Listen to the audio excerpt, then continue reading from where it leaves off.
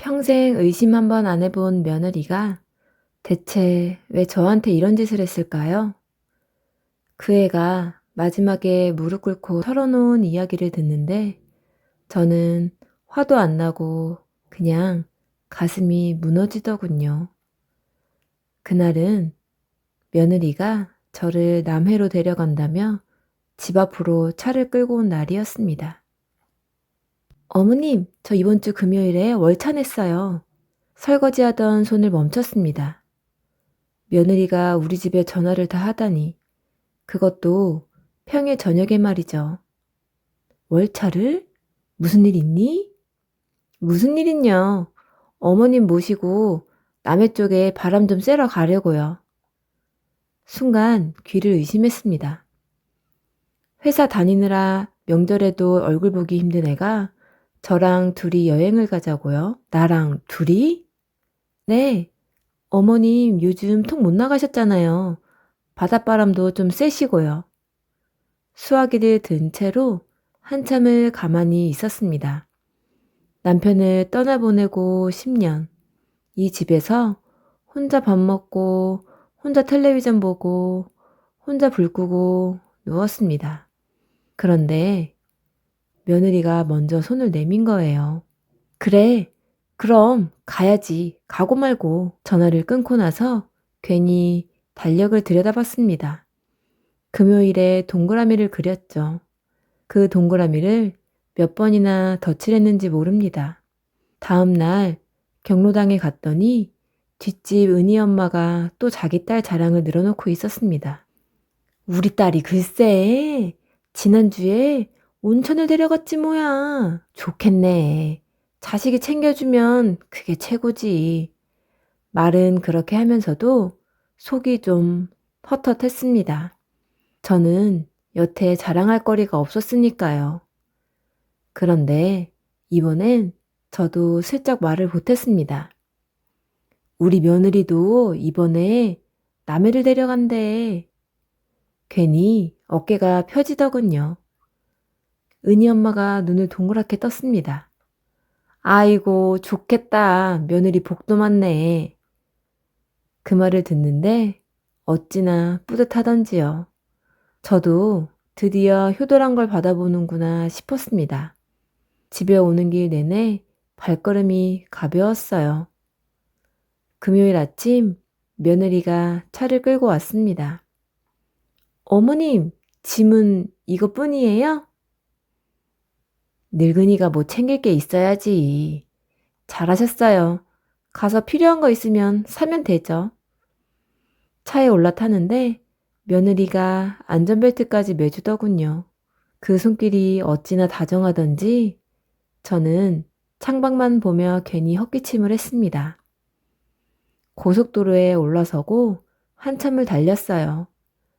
라디오에서 옛날 노래가 흘러나오고 며느리는 운전대를 잡은 채 이런저런 얘기를 했죠. 어머님, 멀미는 안 나세요? 괜찮다. 이렇게 차 타고 나와본 게 얼마만인지 모르겠구나. 그러니까요. 진작 오시고 나올 걸 그랬어요. 그 말 한마디에 또 마음이 뭉클했습니다. 그동안 서운했던 게 다 녹는 것 같았죠. 어머님, 요즘도 낮엔 거의 경로당에 가 계시죠? 그럼 집에 혼자 있으면 적적해서 어디 붙어 있겠니? 그럼 집을 하루 종일 비워두시는 거예요? 비워두지. 저녁 때나 돼야 들어가는 걸. 며느리는 가만히 고개를 끄덕이고는 다시 앞을 봤습니다. 저는 그 말을 그냥 흘려보냈죠. 자식이 늙은애미 적적할까 걱정하는가 보다 그렇게만 여겼습니다. 지금 생각하면 그게 시작이었는데 말입니다. 점심때가 좀 지나서 며느리가 휴게소로 차를 돌렸습니다. 어머님, 화장실 한번 들렸다 가요. 그래, 나도 다리 좀 펴자. 휴게소는 사람들로 북적였습니다. 며느리가 종이컵에 담긴 커피 하나를 제 손에 쥐어줬습니다. 커피 사놨으니까 드시고 계세요. 같이 마시지. 전 화장실 잠깐 다녀올게요. 금방 와요. 며느리는 종종 걸음으로 사람들 사이로 사라졌습니다. 저는 벤치에 앉아 커피를 한 모금 마셨죠. 따뜻한 게 목을 타고 내려가는데 오랜만에 마음이 참 편안했습니다. 5분이 지났어요. 그리고 10분이 지났습니다. 휴게소 방송 소리만 자꾸 크게 들렸어요. 커피는 점점 미지근해졌고 며느리는 돌아오지 않았습니다. 화장실 줄이 긴가? 화장실 쪽을 한참 바라봤지만 며느리의 빨간 외투는 보이지 않았어요. 옆자리 젊은 세대간테 슬쩍 물어봤습니다. 안에 빨간 외투 입은 사람 혹시 있던가요? 아니요.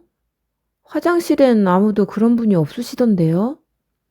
가슴이 쿵 내려앉았습니다. 슬슬 다리가 저려서 자리에서 일어났어요. 화장실 앞까지 가봐도 들어오는 사람, 나오는 사람만 있을 뿐 며느리는 없었어요. 화장실 안에 있니? 아가! 대답이 없었습니다. 저는 천천히 주차장 쪽으로 걸음을 옮겼습니다. 우리가 세워둔 자리, 분명 저쪽 끝이었는데 그 자리에 차가 없었습니다. 아가야! 아가! 어디 있니? 빈 주차 자리에 대고 소리쳐봐도 돌아오는 건 매연 냄새뿐이었습니다. 분명 저 끝에 세웠는데 차가 사라졌어요. 화장실 갔다가 차 댄 곳을 헷갈렸나? 그렇게 생각했습니다. 늙으면 방향도 흐려진다니까요. 주차장을 한 바퀴 돌았습니다. 그리고 2바퀴를 돌았습니다. 며느리가 입고 온 빨간 외투도 며느리 차도 어디에도 없었습니다. 아, 맞다. 전화를 해보면 되지. 주머니를 뒤졌습니다. 그런데 손에 잡히는 게 없었어요. 핸드폰을 며느리 차 안에 두고 내린 겁니다. 차가 없으니 핸드폰도 같이 사라진 거죠. 가슴이 쿵 내려앉았습니다. 곧바로 안내데스크로 달려갔습니다. 저기 미안한데 전화 한 통만 쓸 수 있을까요? 무슨 일이세요, 어르신? 며느리가 나를 두고 차를 몰고 가버렸어요. 아들한테 연락을 해야 하는데 직원 아가씨가 수화기를 건네줬습니다. 번호 불러주세요. 제가 눌러드릴게요. 번호를 대려는데 머릿속이 하얘졌습니다. 아들 번호가 작년에 바뀌었거든요. 새 번호는 핸드폰에만 저장해뒀고 외우고 있는 건 옛날 번호뿐이었습니다. 그게 번호가 바뀌었는데 새 번호가 생각이 안 나네? 옛날 번호라도 한번 눌러볼까요? 눌러봤습니다. 없는 번호라는 안내만 흘러나왔습니다. 손에서 수화기가 점점 무거워졌어요. 어르신, 아드님 회사 이름이나 사는 동네는 아세요? 아파트는 작년에 새로 이사했는데 단지 이름이... 말끝이 흐려졌습니다. 며느리가 어디 사는지조차 똑똑히 못 되는 시험이라니 그제야 알았어요. 저는 그 애들 삶을 하나도 모르고 있었구나 하고요. 경찰서로 한번 가보세요. 휴게소 안쪽에 작은 지구대가 있어요. 네, 고마워요. 지구대 쪽으로 걸어가는데 누군가 고래고래 소리를 지르고 있었습니다. 술 취한 사내 하나가 의자를 발로 차고 경찰 둘이 양팔을 붙잡고 있었습니다. 다른 한 사람은 무전기에 대고 뭐라 다급하게 말하고 있었고요. 아내는 발 디딜 틈이 없었습니다. 저기요, 경찰관님. 어르신, 잠깐만요. 지금 좀 정신이 없어서요. 저기 앉아서 잠깐만 기다려주세요. 뒷전으로 밀려난 채 의자에 앉았습니다. 취객은 좀처럼 잦아들지 않았어요.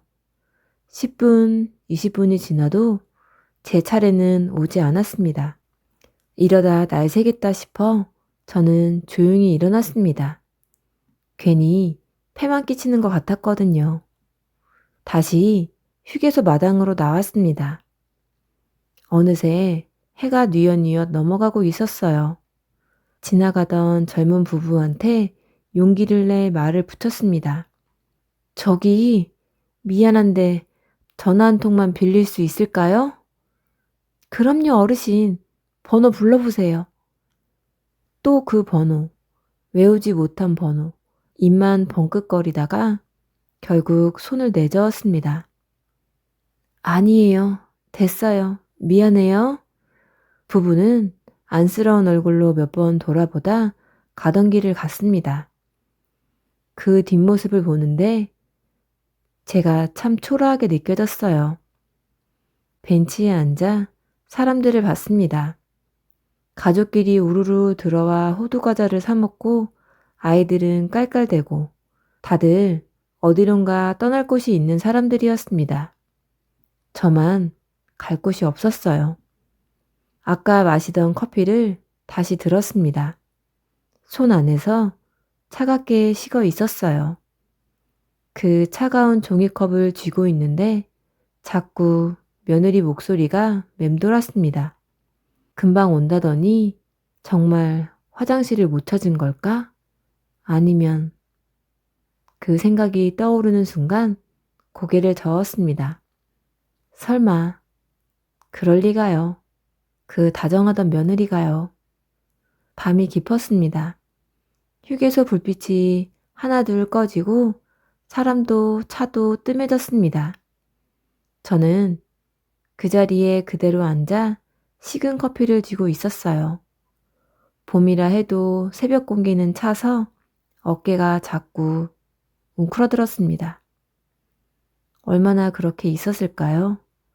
멀리 진입로 쪽에서 차 한 대가 빠르게 들어왔습니다. 헤드라이트 불빛이 제 얼굴까지 와닿았어요. 낯익은 차였습니다. 가만히 들여다보니 아들 차였어요. 어머니, 여태 여기 계시면 어떡해요? 차 문이 열리자마자 며느리가 달려왔습니다. 그런데 그 목소리가 어딘가 이상했어요. 걱정하는 게 아니라 무슨 계획이 틀어진 사람처럼 다급했거든요. 여태라니, 나는 여기서 한 발짝도 못 움직였는데? 뒤따라 아들이 차에서 뛰어내렸습니다. 엄마, 혼자 여기까지 오시면 어떡해? 내가 얼마나 찾았는데. 순간 말문이 막혔습니다. 혼자 오다니요? 저는 며느리 차를 타고 왔는데요. 혼자라니, 얘야, 내가 언제 혼자 왔니? 너 이 안사람이랑 같이 왔잖아. 아들이 멈칫하며 며느리를 봤습니다. 며느리는 눈도 깜빡하지 않고 입을 열었어요.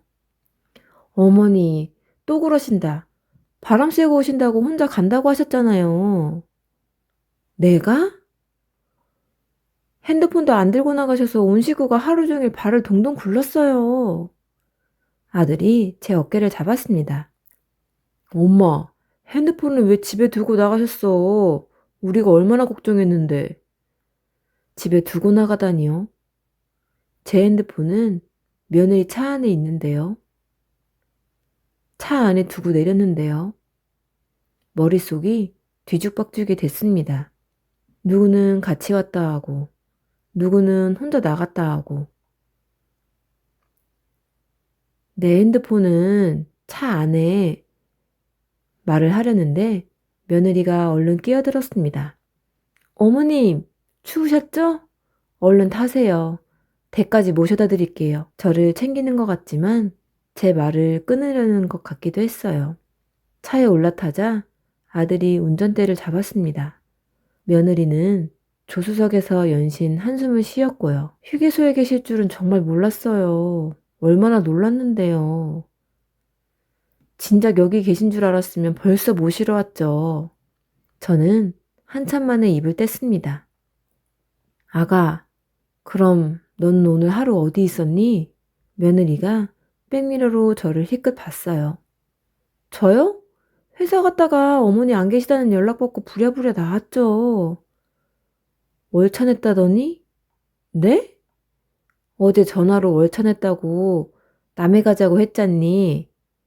차 안이 잠깐 조용해졌습니다. 아들이 운전대를 잡은 채 며느리를 슬쩍 봤어요. 여보, 오늘 월차 냈었어? 아니, 어머님이 또 헷갈리신 거지. 무슨 월차야. 며느리는 웃어넘겼지만 무릎이 손가락이 자꾸 까딱거렸습니다. 저는 그 손가락을 봤어요. 저는 더 캐묻지 않았습니다. 아니라고. 네가 나를 두고 왔다고 말하고 싶었지만 아들이 며느리 말을 철석같이 믿고 있는 게 눈에 보였거든요.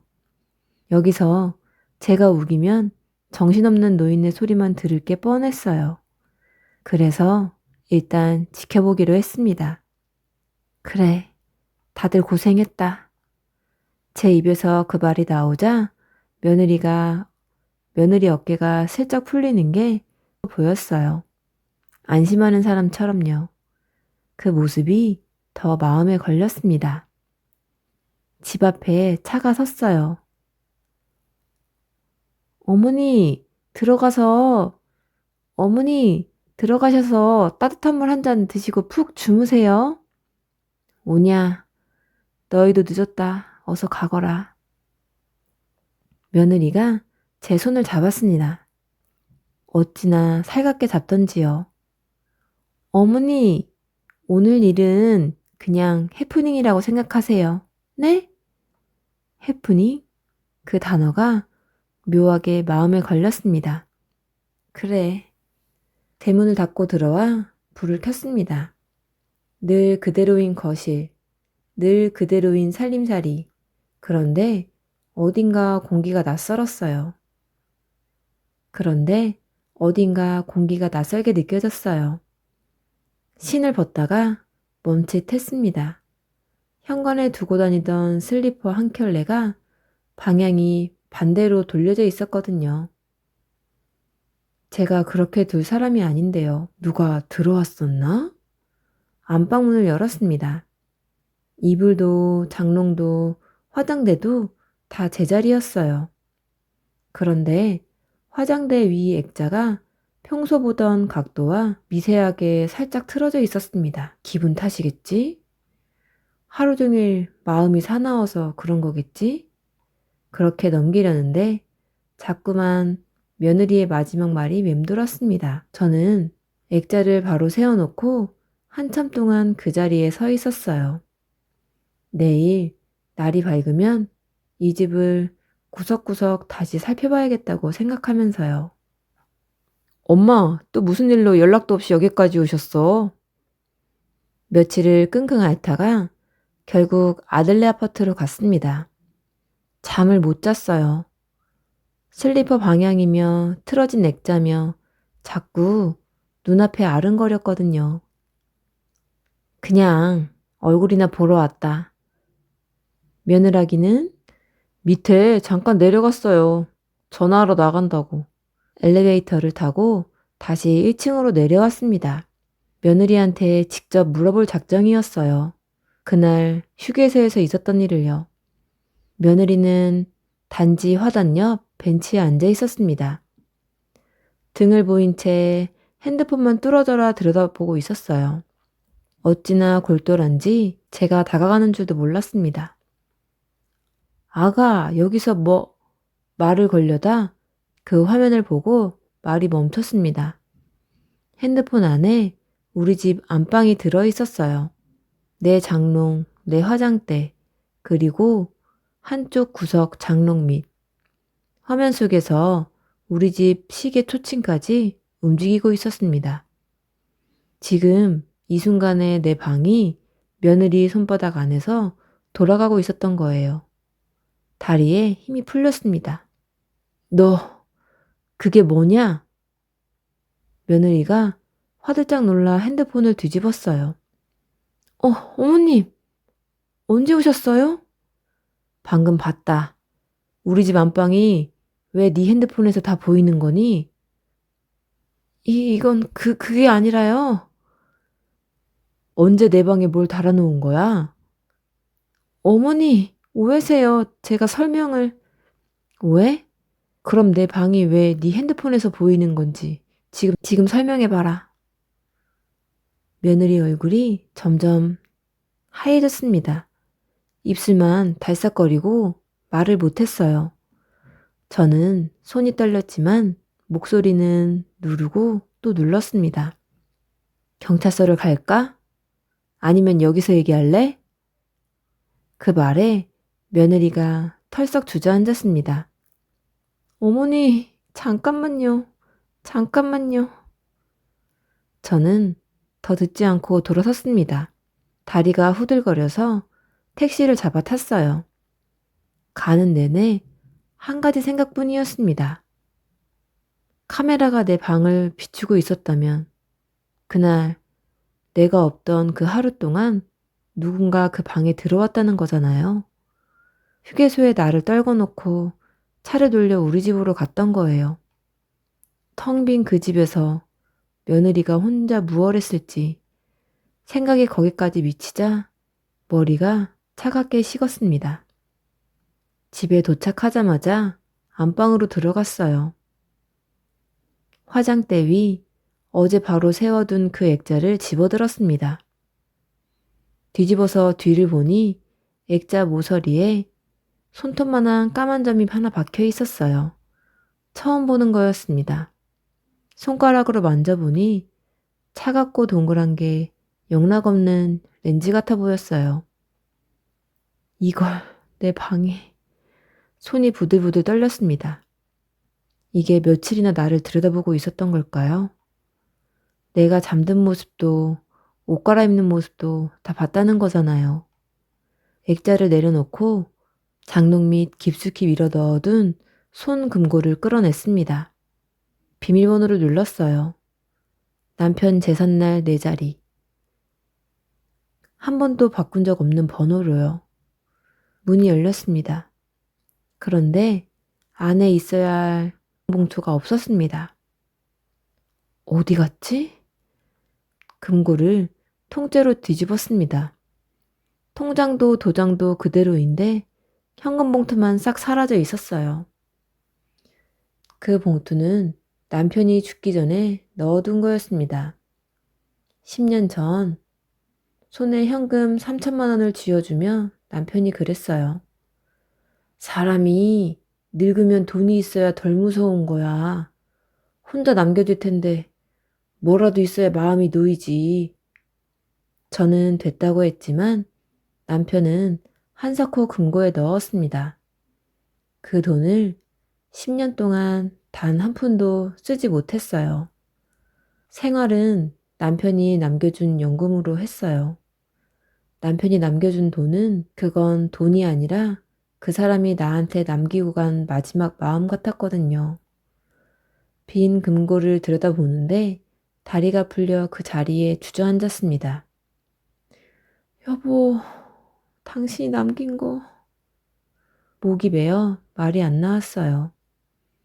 돈이 없어진 것보다 그 사람 마음까지 누가 함부로 손댔다는 게 가슴을 후벼 팠습니다. 그때 등 뒤에서 발소리가 났습니다. 어느새 따라 들어온 며느리가 현관에 서 있었어요.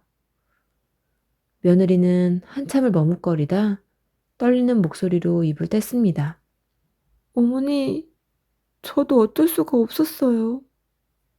딱 한 번이었어요, 어머님. 며느리가 무릎을 꿇고 앉아 말을 토해냈습니다. 회사에서 한 사람이 자꾸 다가왔어요. 제가 힘들 때 제 얘기를 들어주는데 그때 흔들렸어요. 밥 몇 번 먹고 차 몇 번 마시고 돌아오는 길에 딱 한 번 손을 잡았어요. 그게 다예요. 정말 그게 다였어요. 그 말을 내가 믿어야 하니? 믿어주세요, 어머님. 거짓말이면 제가 이렇게 무릎까지 꿇겠어요? 저는 아무 말도 하지 않았습니다. 그 다음 말이 더 무서웠거든요. 그런데 그 남자 아내가 그 장면을 사진으로 갖고 있었어요. 며느리가 핸드폰을 떨리는 손으로 내밀었습니다. 문자가 가득했어요. 회사에 다 뿌려줄까요? 아파트 단지에 죄다 붙여버릴까요? 남편은 아직 모르죠? 매일같이 오는 협박이었습니다. 며느리는 그 화면을 보며 어깨를 떨었어요. 창피해서 누구한테도 말을 못했어요. 그 여자가 돈을 달라는데. 그래서 내 금고를 떠올린 거냐? 며느리가 고개를 푹 숙였습니다. 작년에 아파트 분양받았던 거 무리해서 입주했어요. 전 재산에 대출까지 매달 돈에 쫓겼어요. 이 집이 무너지면 다 끝이라고 생각했어요. 그때 현관문이 벌컥 열렸습니다. 아들이었어요. 며느리 전화를 받고 달려온 모양이었습니다. 아들은 그 문자들을 보더니 그대로 주저앉아 고개를 들지 못했어요. 여보, 왜 나한테 말을 안 했어? 무서웠어. 다 잃을까봐. 당신 얼굴 볼 자신이 없었어. 엄마를 휴게소에 두고 온 것도 그럼 다. 며느리는 대답 대신 더 깊이 고개를 숙였습니다. 아들이 두 손으로 얼굴을 감쌌어요. 엄마, 죄송해요. 저는 정말 아무것도 몰랐어요. 저는 한참을 가만히 있었습니다. 화를 내고 싶지도 다그치고 싶지도 않았어요. 다만 한 가지는 분명히 해야겠다 싶었습니다. 며느리 손에서 핸드폰을 받아들었습니다. 협박 문자들을 천천히 넘겨봤어요. 이건 네가 죄를 진 게 아니야. 이 여자가 죄를 짓고 있는 거지. 네? 손 한 번 잡은 걸로 사람을 이렇게 협박해서 돈을 뜯는 건 그게 범죄야. 저는 자리에서 일어나 외투를 챙겨 입었습니다. 어딜 가시려고요, 어머님? 경찰서.